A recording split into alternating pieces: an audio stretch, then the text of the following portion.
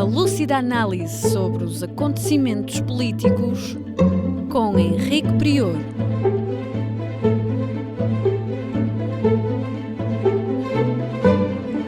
Política impura, na Rádio Transforma. Falaremos hoje do ensino, porque recomeçaram as aulas. Falaremos também, inevitavelmente, da Ucrânia e da Rússia e dos Estados Unidos.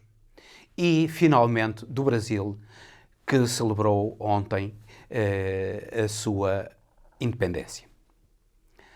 Sejam bem-vindos a mais um Política Impura na Rádio Transforma e na Revista em Comunidade.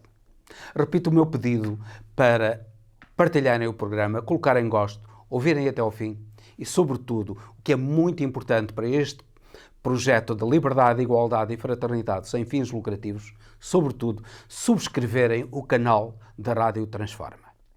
E, finalmente, colocarem as vossas questões,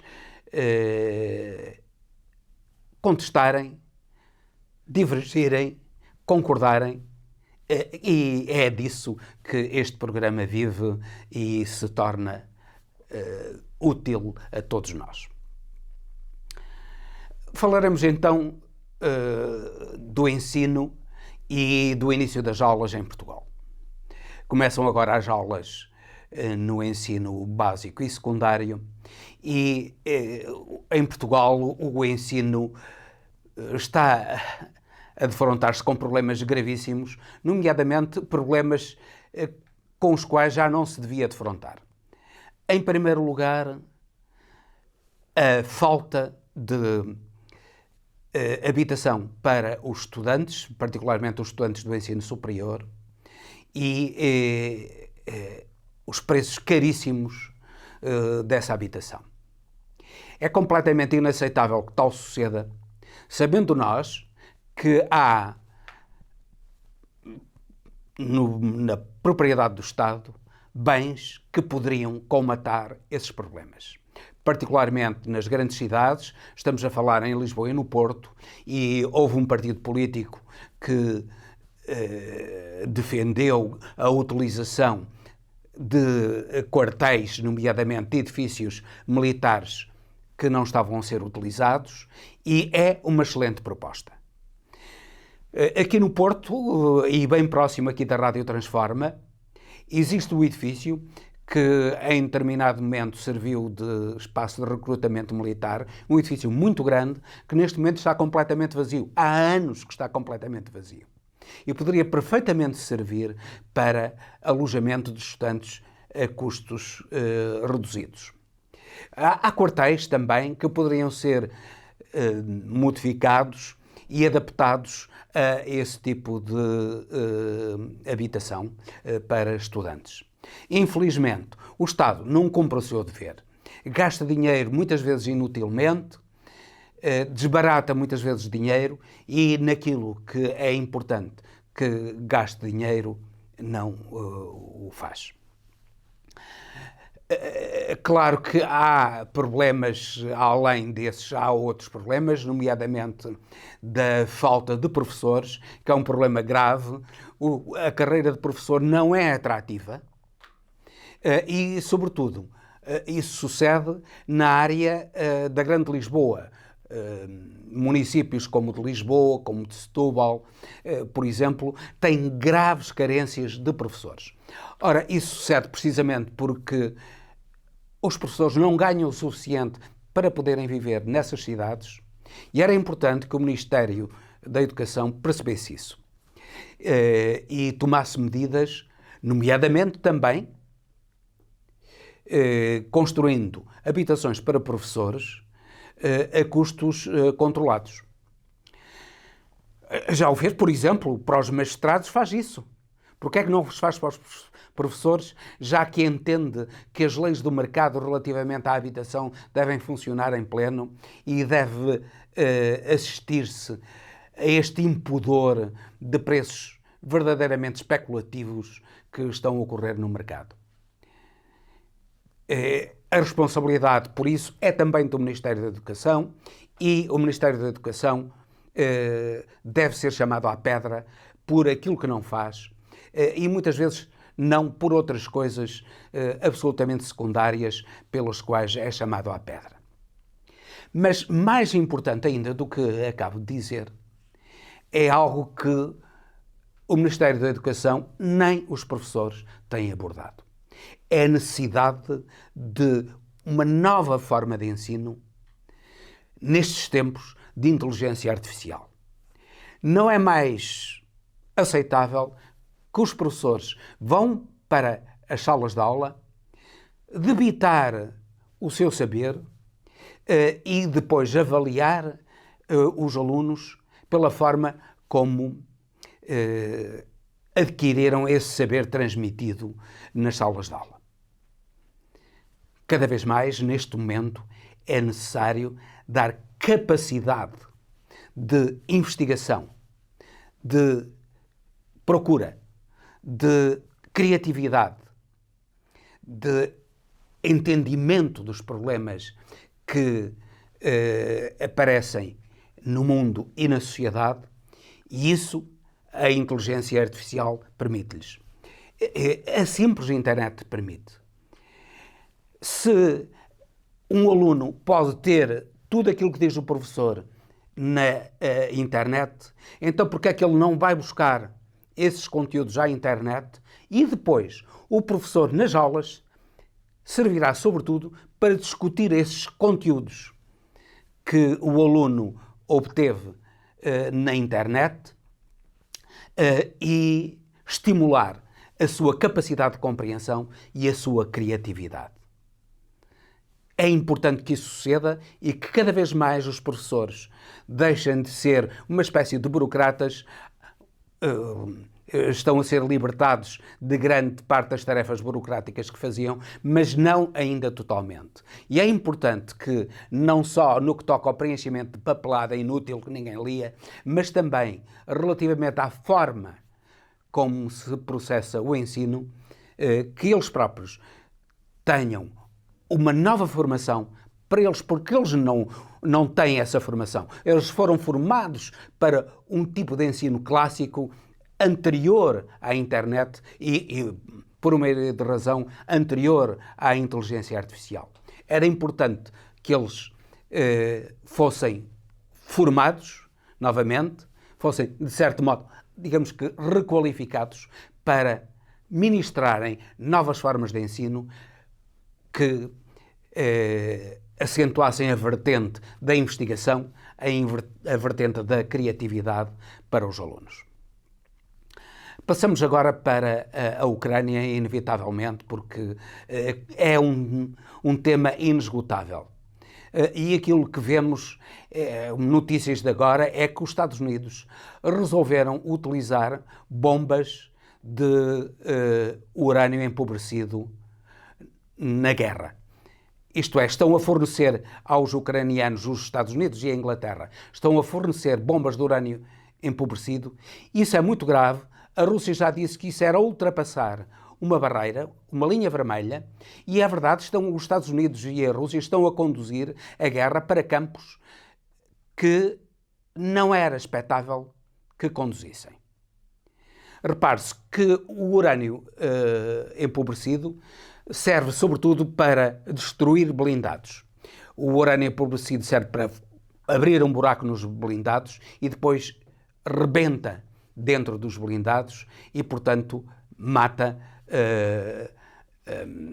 os tripulantes dos blindados. Mas não serve só para isso. É que quem manuseia o urânio empobrecido, ele próprio está sujeito a radiações gravíssimas, nomeadamente que causam cancro, causam inúmeras doenças. E, portanto, os próprios soldados ucranianos podem sofrer com isso. É extremamente grave que isso suceda e que os Estados Unidos, como sucedeu no Iraque, em que já utilizaram as bombas de urânio empobrecido de uma maneira trágica para as populações iraquianas, eles arrasaram completamente o Iraque.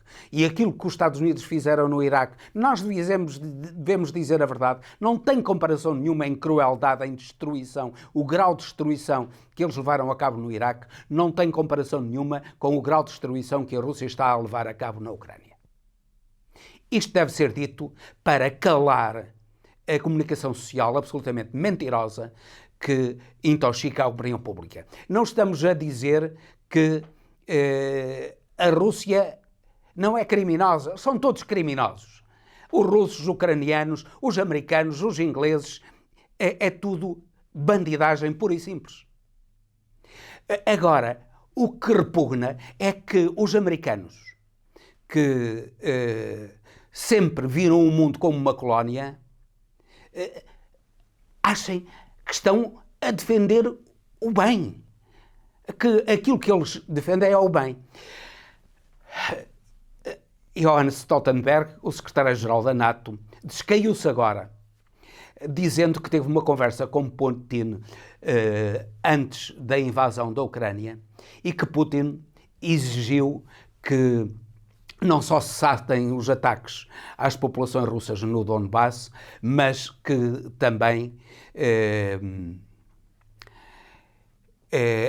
a Ucrânia não aderisse à NATO. E, em troca disso, haveria paz. Pois Stoltenberg, numa cedência que era perfeitamente admissível, era compreensível, não cedeu e continuou a exigir a entrada da Ucrânia na NATO. E isto foi uma das razões da guerra, uma entre outras.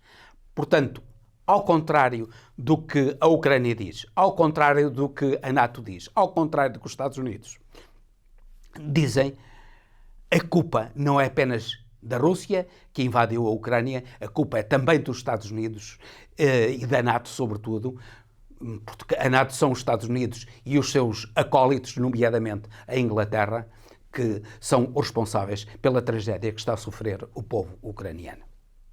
Finalmente falamos do Brasil, que acabou de comemorar a sua independência num desfile em que as pessoas participaram de uma maneira pacífica e alegre, em que os símbolos tradicionais dos povos indígenas tiveram lugar sem qualquer espécie de medo e muito menos de repressão. O Brasil está a voltar à cena internacional. Está a desempenhar um papel importantíssimo nos BRICS. O crescimento económico do Brasil é manifesto e espera-se que no próximo ano ele volte a ser uma das 10 potências económicas mais importantes do mundo. Isso é muito bom. Lamentamos uma coisa, é que o Brasil continua a não se interessar muito pela comunidade dos países de língua portuguesa. Há uma vertente muito importante na comunidade dos países lusófonos e o Brasil devia desempenhar um papel central, porque é de longe o maior país, a maior economia, o país que tem maior população e que poderia dinamizar esta comunidade que beneficiaria muito todos os países da lusofonia e